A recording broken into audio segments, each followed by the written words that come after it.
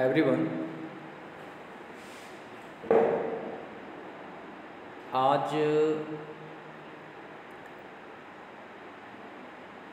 Class 9th subject English portion रहेगा आपका poetry वाला, जिसमें कि लेसन फर्स्ट है आपका ओ लाइट। जो प्रीवियस क्लास में हम उसका रीडिंग कॉर्नर कंप्लीट कर चुके हैं, इस क्लास में उसके most VIMP paper based question answer हम लिखेंगे, याद करने का कोशिश करेंगे और आई होप दैट कि आप भी को बहुत ईज़िली तरीके से ये याद हो जाएंगे और आप सभी इन क्वेश्चन आंसर्स को अपने अभी जो इसेंशियल टाइम में आपने जो भी रफ रजिस्टर्स वगैरह आपके पास अवेलेबल हैं उस पर नोट डाउन कर लें और सिस्टमेटिकली इसको जब हमारे स्कूल ओपन होंगे अपनी फेयर कॉपी में इसको भी नोट डाउन करें। और बुक्स रीड जो रीडिंग कॉर्नर होता है लेसन का या पोएम का हो या प्रोज का हो, उसको स्टूडेंट को पहले ही उसको अच्छे से रीड लगा लेना चाहिए ताकि क्वेश्चन आंसर लिखते समय हमें अपना रीडिंग कॉर्नर का कुछ बेनिफिट मिल सके। तो चलें क्वेश्चन आंसर स्टार्ट करते हैं। हमारा फर्स्ट क्वेश्चन है, what whose life and soul is the light? Whose life and soul is the light? Light किसका जीवन और आत्मा है? फर्स्ट क्वेश्चन का हिंदी में ये रहा आंसर। अगर हमने रीडिंग कॉर्नर बहुत अच्छे से कंप्लीट किया है तो बहुत ही सिंपल आंसर है इसका। The light is the life and soul of the sun. Simply, the light is the life and soul of the sun. Question को और आंसर को अगर हम मैच करते हैं तो इसमें बिल्कुल सिंपल ही वर्ड का यूज़ करा है, सिर्फ हमको ऐड कर देना है सन। यानी जो लाइट है वो आत्मा और जीवन सूर्य का है। Simply, the light is the life and soul of the sun. Complete. Another question is, light is the form of knowledge. Elaborate. हमें लाइट ज्ञान का एक स्वरूप है, इसको विस्तार पूर्वक समझाना है, एलाबोरेट करना है। इसमें आंसर, क्योंकि इसको विस्तारित रूप में हमें समझाना है तो आंसर 2-3 सेंटेंस का है। ये कोई प्रॉब्लम वाला नहीं समझें इसको, बस अपने वर्डों में इसको यूज़ करना सीखें और ईज़िली हम इसका आंसर लिख पाएंगे। अगर आप समझोगे तो बहुत बेसिकली हम इसका आंसर लिख पाएंगे, कोई इसमें प्रॉब्लम वाली बात नहीं है। 2-3 सेंटेंस में हमें इतना प्रॉब्लम क्रिएट नहीं करना चाहिए, इतना इमेज नहीं करना चाहिए कि बहुत टफ है। बहुत आसान है। सेंटेंस वाइज लीजिए, पोज जहाँ पर लेना वहाँ रुकिए और फिर एक एक सेंटेंस के अकॉर्डिंग अपन को इसको समझना है और याद आसान से आसान तरीके से आपको हो जाएगा। चलिए करते हैं इसको याद। When a man sleeps, जब एक आदमी सोता है, When a man sleeps, he sees only darkness, वो केवल अंधकार ही देख पाता है जब वो सोता है। He cannot do anything, और वो कुछ नहीं कर सकता। But when light comes, लेकिन जब प्रकाश आता है, he wakes up, वो जागता है। He can do anything, और वो फिर कुछ भी कर सकता है। An ignorant person is like a sleeping person, और एक अज्ञानी पुरुष, एक अज्ञानी व्यक्ति एक सोते हुए व्यक्ति के ही समान होता है। When he gets नॉलेज, और जब वो ज्ञान प्राप्त करता है, he become a powerful person, वो एक शक्तिशाली व्यक्ति बन जाता है। So we can say that, इसलिए हम कह सकते हैं light is the form of knowledge, प्रकाश ज्ञान का ही स्वरूप है। बहुत आसान है। कोई भी व्यक्ति सोता है, when a man स्लीप्स he sees only darkness, वो केवल डार्कनेस देखता है। He can not do anything, वो कुछ नहीं कर सकता है। बट व्हेन लाइट कम्स, लेकिन जब प्रकाश आता है, ही वैक्स अप, वह जागता है। ही कैन डू एनीथिंग, वो कुछ भी कर सकता है। An ignorant person is like a sleeping person, और एक अज्ञानी पुरुष एक सोते हुए व्यक्ति के जैसा होता है। व्हेन ही गेट्स नॉलेज, जब वो नॉलेज प्राप्त करता है, he becomes a powerful person, वो एक शक्तिशाली व्यक्ति बनता है। So we can say that light is the form of knowledge, इसलिए हम कह सकते हैं कि प्रकाश ज्ञान का ही एक स्वरूप है। Is that clear? The next question is, why does the poet long for light? Give some references from the poem. कवि को प्रकाश का लालसा क्यों है? कुछ कविता में आए हुए तथ्यों को, जिनसे ये प्रदर्शित हुआ है कि कवि लालायित है प्रकाश के लिए, उन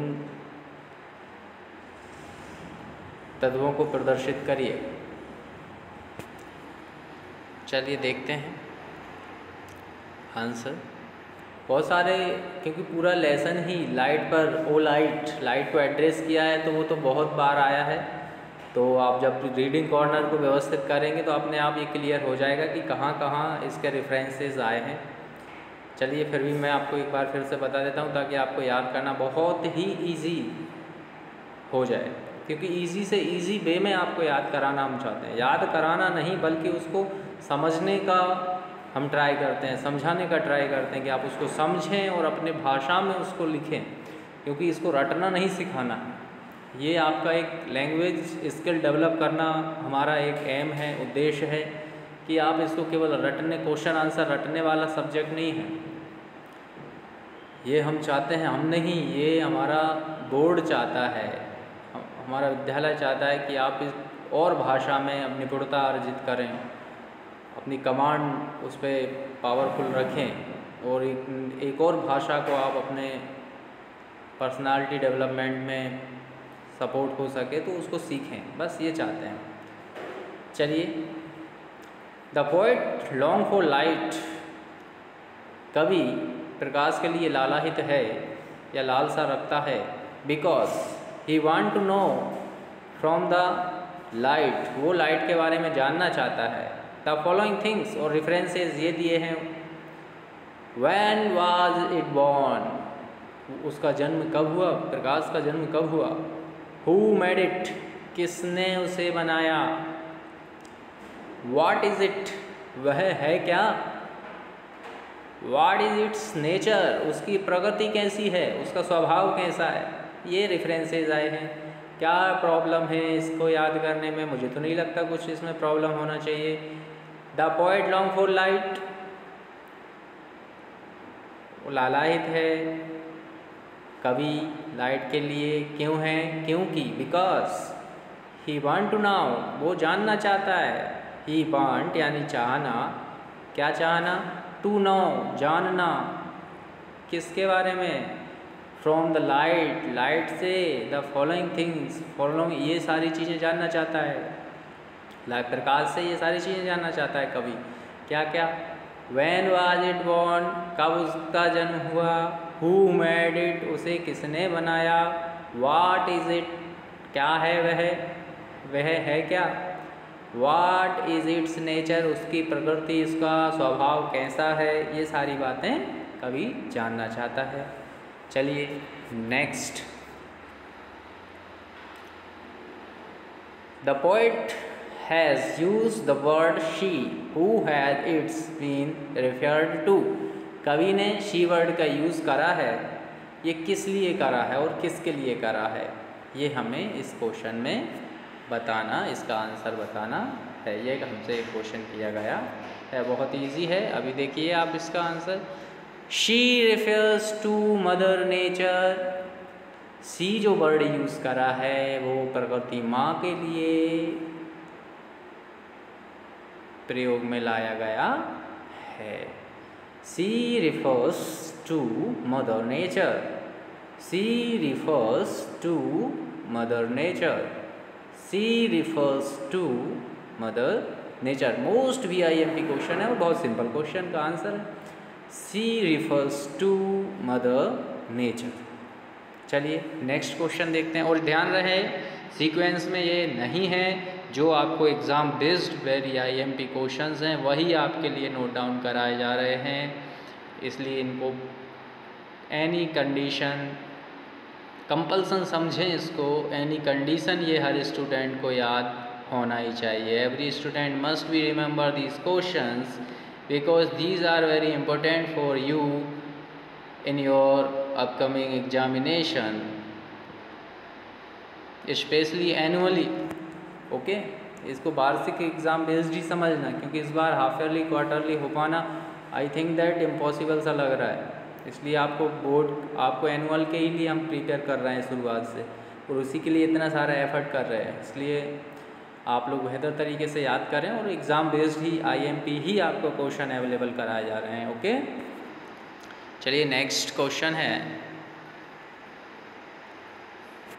what is the relation of wisdom with light.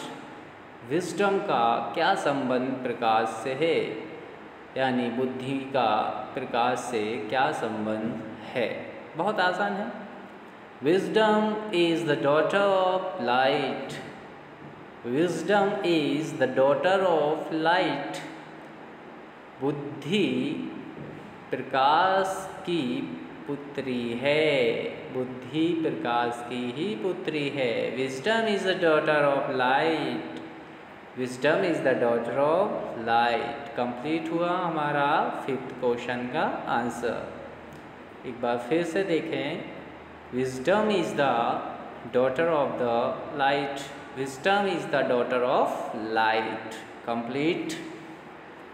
I hope याद हो रहा होगा, बहुत अच्छे से हो रहा होगा, और आप जब एक बार इसको नोट डाउन करेंगे तो आप इसको विदाउट वॉच लिख भी पाएंगे, बिना देखे आप इसको लिख भी पाएंगे, और इसको समझ में भी आ रहा होगा कि आप क्या याद कर रहे हैं, क्या इसका मतलब होता है। सारी बातें आपको समझ में ज़रूर आ रही होंगी।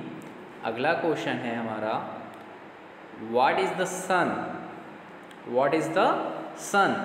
अभी हमने एक वीडियो शूट किया था जिसमें था आर्टिकल, तो हमने कहा था नेचुरल ऑब्जेक्ट्स जो रहते हैं वहाँ पर हम द का यूज़ करते हैं, specially in universe.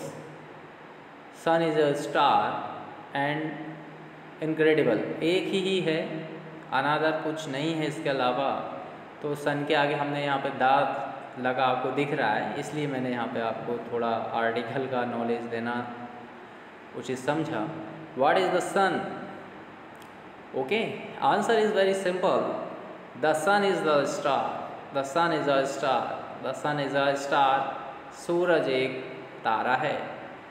The sun is a star. The sun is a star. Complete. इस तरीके से आपका lesson first of light complete होता है।